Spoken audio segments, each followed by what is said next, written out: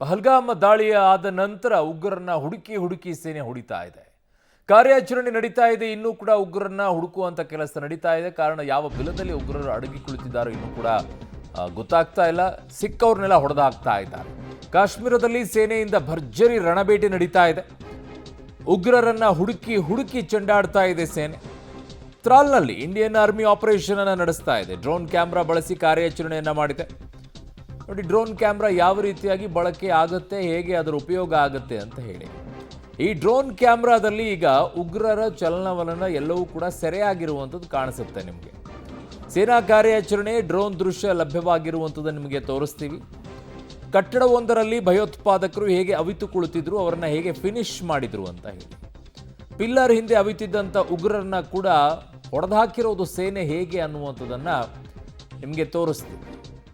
Drone ಕ್ಯಾಮ್ರಾದಲ್ಲಿ ಉಗ್ರರು ಸೆರೆ ಸಿಕ್ಕಿರುವಂಥದ್ದನ್ನು ನೋಡಿ.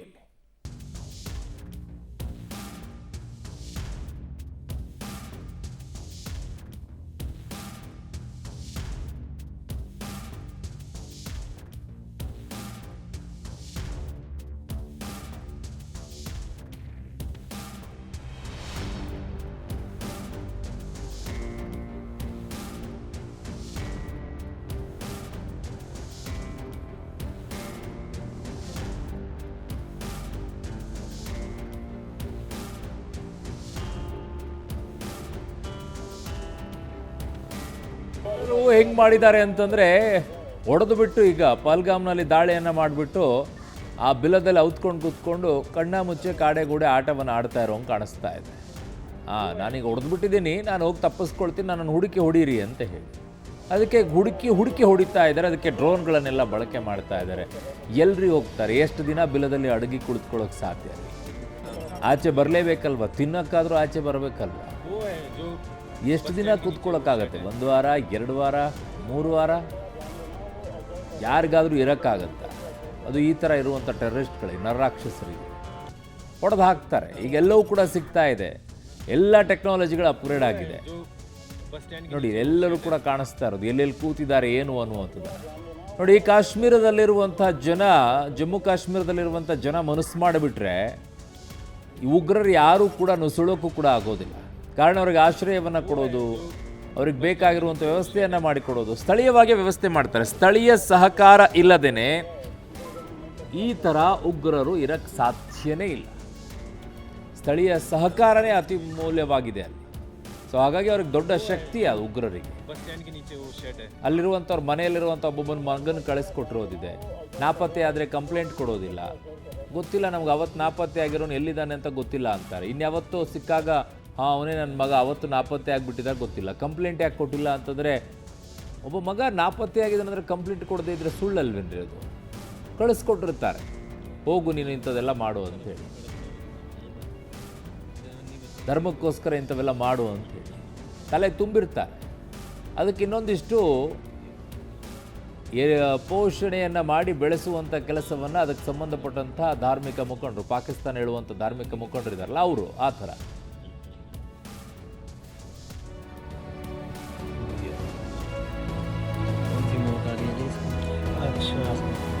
तड़पने वाली जान नहीं बची, क्या करेगा?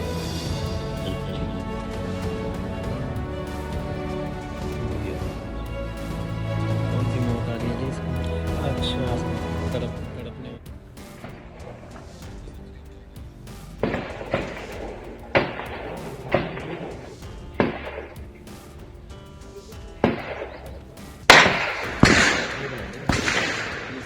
बनाए रहे।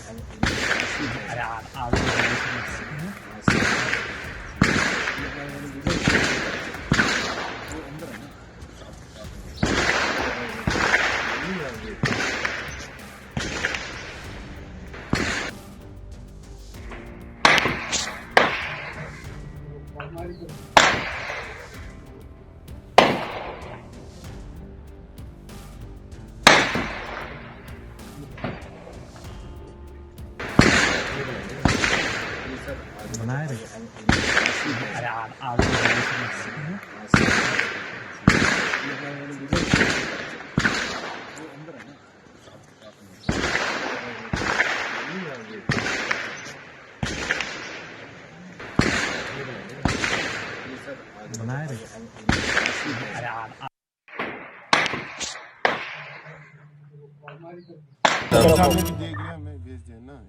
ನನ್ನ ಸಹೋದ್ಯೋಗಿ ಪವಿತ್ರ ಈಗ ನನ್ನ ಸಂಪರ್ಕಕ್ಕೆ ಸಿಗ್ತಾ ಇದ್ರೆ. ಪವಿತ್ರ, ಕಾರ್ಯಾಚರಣೆ ಭರದಿಂದ ಸಾಗ್ತಾ ಇದೆ, ಬಟ್ ಸ್ಥಳೀಯರ ಸಹಕಾರ ಸಿಕ್ಕರೆ ಇನ್ನೂ ಕೂಡ ಹೆಚ್ಚಿನ ರೀತಿಯಲ್ಲಿ ಉಗ್ರರನ್ನ ಮಟ್ಟ ಹಾಕಬಹುದು.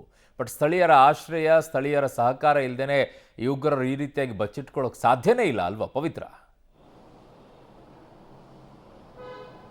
ಹೌದು, ಯಾಕಂದ್ರೆ ಈ ರೀತಿಯಾಗಿ ಬಚ್ಚಿಟ್ಕೋತಾರೆ ಅಂದ್ರೆ ಅವರಿಗೆ ಫುಡ್ ಸಪ್ಲೈ ಆಗಿರ್ಬೋದು ಅಥವಾ ಬೇಸಿಕ್ ಅವ್ರಿಗೆ ಏನೆಲ್ಲ ನೀಡ್ ಇದೆಯೋ ಅದನ್ನ ಸಪ್ಲೈ ಮಾಡಿದವರು ಯಾರು ಅನ್ನುವಂತಹ ಪ್ರಶ್ನೆ ಎದುರಾಗ್ತಾ ಇದೆ. ಆದ್ರೆ ಒಂದು ಅಂದ್ರೆ 48 ಗಂಟೆಗಳಲ್ಲಿ ಬರೋಬ್ಬರಿ 6 ಜನ ಉಗ್ರರನ್ನ ಹೊಡೆದು ಹಾಕಿದೆ ನಮ್ಮ ಭದ್ರತಾ ಪಡೆ. ಈಗಾಗಲೇ ಒಂದು ಮೆಸೇಜ್ ಅನ್ನಂತೂ ಕ್ಲಿಯರ್ ಆಗಿ ಕೊಡ್ತಾ ಇದ್ದಾರೆ ಅರುಣ್, ಎಲ್ಲೇ ಅವಿತ್ಕೊಂಡಿರ್ಲಿ ಅಥವಾ ಎಲ್ಲೇ ಹೋಗಿ ಅವರು ಜೀವ ರಕ್ಷಣೆಗೆ ಎಲ್ಲಿ ಏನ್ ಬೇಕಾದ್ರೂ ಮಾಡ್ಲಿ, ಆದ್ರೆ ನಾವು ಉಗ್ರರನ್ನ ಹುಡುಕಿ ಕೊಲ್ತೀವಿ ಅನ್ನುವಂತಹ ಸಂದೇಶವನ್ನ ಸರ್ಕಾರ ಕೊಟ್ಟಿತ್ತು, ಭದ್ರತಾ ಪಡೆಗಳು ಕೊಟ್ಟಿದ್ವು. ಸೊ ಈಗ ಅದರ ಆಪರೇಷನ್ ನ ಭಾಗವಾಗಿ ಪುಲ್ವಾಮಾದಲ್ಲಿ ನೋಡ್ತಾ ಇರ್ಬೋದು ಆ ವಿಡಿಯೋದಲ್ಲಿ ಯಾವ ರೀತಿ ತನ್ನ ಜೀವ ರಕ್ಷಣೆಗಾಗಿ ಗನ್ನನ್ನ ಹಿಡ್ಕೊಂಡು ಎಲ್ಲೆಲ್ಲಿ ಯಾವಾಗ ಕಾರ್ಯಾಚರಣೆಯ ಸೌಂಡ್ ಜೋರಾಗಿ ಕೇಳ್ತೋ ಸೊ ಆಗ ಜೀವ ರಕ್ಷಣೆಗಾಗಿ ಒದ್ದಾಡ್ತಾ ಇರುವಂತಹ ವಿಡಿಯೋ ಅದು. ಆದ್ರೆ ಆತನನ್ನ ಕೂಡ ಡಮಾರ್ ಮಾಡಿದ್ದಾರೆ. ಮೊನ್ನೆ ಲಷ್ಕರ್ನ ಉಗ್ರರು, ಇವತ್ತು ಜೈಶ್ನ ಉಗ್ರರು, ಒಟ್ಟು 6 ಜನ ಉಗ್ರರನ್ನ ಸದೆ ಬಡಿದಿದ್ದಾರೆ.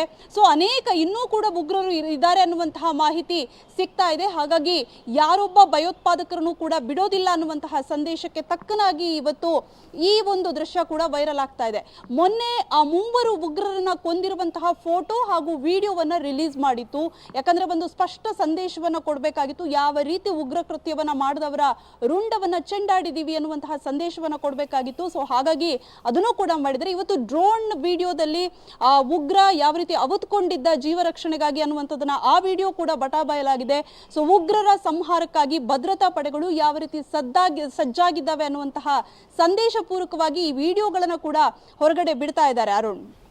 ಓಕೆ, ಯಾವ ಭಾಗಗಳಲ್ಲಿ ಅತಿ ಹೆಚ್ಚಾಗಿ ಉಗ್ರರನ್ನ ನೆಲೆಗಳು ಕಾಣಿಸ್ಕೊಳ್ತಾ ಇದೆ ಈಗ ಭಾರತದಲ್ಲಿ? ಕಾಶ್ಮೀರದ ಯಾವ ಭಾಗಗಳಲ್ಲಿ ಹೆಚ್ಚಿನ ರೀತಿಯಲ್ಲಿ ಈ ರೀತಿಯಾಗಿ ಉಗ್ರರು ಸಿಕ್ಕಾಕೊಂಡಿದ್ದಾರೆ, ಅಲ್ಲಿ ಒಳಗಡೆಗಿದ್ದಾರೆ ಅನ್ನುವಂಥ ಮಾಹಿತಿಗಳು ಬರ್ತಾ ಇದೆ?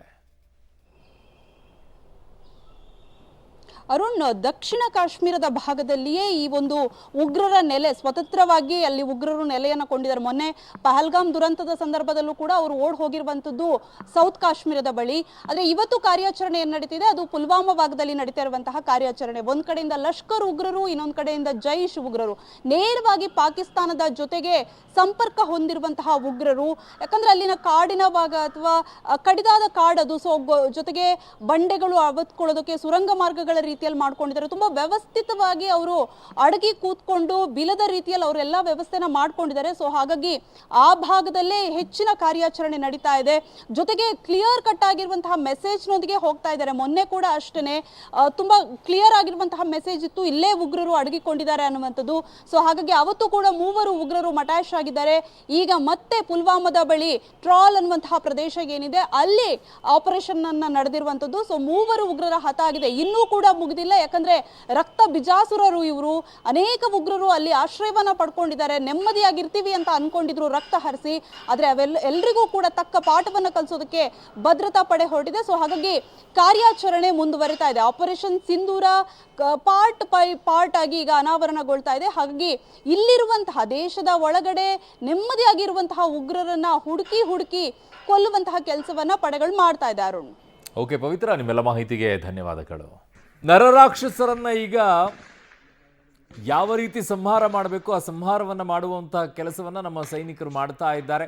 ಅವರಿಗೆ ಪೂರ್ತಿಯಾದಂತಹ ಫ್ರೀಡಮನ್ನು ಈಗ ಕೊಟ್ಟಿದ್ದಾರೆ, ಸ್ವತಂತ್ರವನ್ನು. ಹಾಗಾಗಿ ಹುಡುಕಿ ಹೊಡಿತಾ ಇದ್ದಾರೆ ಅವರ ನೆಲೆಗಳು ಎಲ್ಲೆಲ್ಲಿದ್ದಾವೆ ಏನು ಅಂತ ಹೇಳಿ. ಆಮೇಲೆ ಅಲ್ಲಿ ಆರ್ಟಿಫಿಷಿಯಲ್ ಆಗಿರುವಂತಹ ಕೆಲವೊಂದಿಷ್ಟು ಗುಹೆಗಳಿದ್ದಾವೆ, ಕೆಲವೊಂದಿಷ್ಟು ಮ್ಯಾನ್ ಮೇಡ್ ಆಗಿದ್ದಾವಂಥದ್ದು. ಇನ್ನೊಂದು ಕಡೆಗೆ ನೈಸರ್ಗಿಕವಾಗಿರುವಂಥದ್ದು ಕೂಡ ಇದ್ದಾವೆ ಸುರಂಗಗಳು. ಅವುಗಳಲ್ಲಿ ಬಿಲಗಳಲ್ಲಿ ಅಡಗಿ ಕುಳಿತುಕೊಳ್ಳುವಂಥ ಕೆಲಸವನ್ನು ಮಾಡ್ತಾ ಇದ್ದಾರೆ ಅನ್ನುವಂಥ ಮಾಹಿತಿಗಳು ಕೂಡ ಇದ್ದಾವೆ. ಸೊ ಹಾಗಾಗಿ ಅದೇ ಮಾರ್ಗವಾಗಿಯೇ ಅವರು ತಮ್ಮ ರಕ್ಷಣೆಯನ್ನು ಮಾಡ್ಕೊಳ್ತಾ ಇರೋದು ಅಂತ ಈಗ ಅವುಗಳನ್ನೆಲ್ಲ ಹುಡುಕ್ತಾ ಇದ್ದಾರೆ. ಅವುಗಳನ್ನು ಹುಡುಕಿ ಹೊಡೆದಾಕುವಂಥ ಕೆಲಸವನ್ನು ಭಾರತೀಯ ಸೇನೆ ಯಶಸ್ವಿಯಾಗಿ ಮಾಡ್ತಾ ಇದೆ. ಸಹಕಾರ ಸ್ಥಳೀಯರದ್ದು ಬೇಕಾಗುತ್ತೆ, ಕಾರಣ ಅನುಮಾನಾಸ್ಪದವಾಗಿರುವಂಥವರು ಯಾರು ಏನು ಅಂತ ಗೊತ್ತಾಗುತ್ತೆ. ಬಟ್ ಅವ್ರಿಗೆ ಅನುಮಾನಾಸ್ಪದವಾಗಿರೋದಿಲ್ಲ. ಯಾಕೆ ಅಂತಂದರೆ ಅಲ್ಲಿರುವಂಥವರೇ ಯುವಕರು ಈ ಉಗ್ರ ಸಂಘಟನೆಗೆ ಸೇರಿಕೊಂಡಿರ್ತಾರೆ. ಅವರೇ ಅಲ್ಲಿ ಬಂದಾಗ ಯಾರು ತಾನೇ ಹೇಳ್ತಾರೆ ಅವ್ರ ಮಗ ಇವ್ರ ಮಗ ಅಂದ್ಕೊಂಡು ಸುಮ್ಮನೆ ಇರ್ತಾರೆ.